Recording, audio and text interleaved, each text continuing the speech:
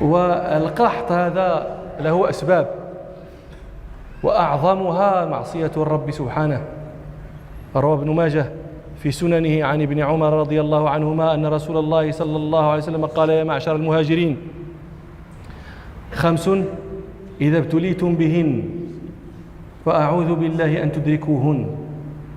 لم تظهر الفاحشة في قوم قط حتى يعلنوا بها إلا فشى فيهم الطاعون والأوجاع التي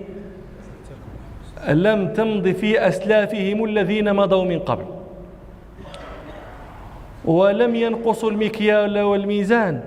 إلا أخذوا بالسنين وشدة المؤونة وجور السلطان عليه،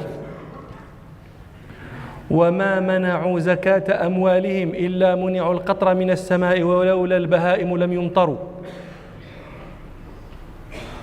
وما نقضوا عهد الله وعهد رسوله إلا سلط الله عليهم عدوا من غيرهم فأخذوا بعض ما في أيديهم،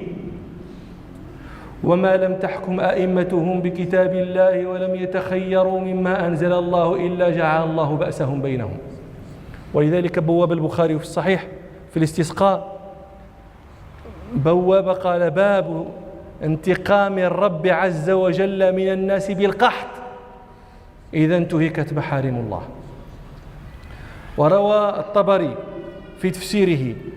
عن مجاهد رحمه الله في قول ربنا سبحانه: أولئك يلعنهم الله ويلعنهم اللاعنون، في ويلعنهم اللاعنون قال: تلعنهم البهائم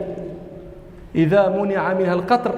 بسبب خطايا بني آدم فتخرج البهائم فتلعن بني آدم.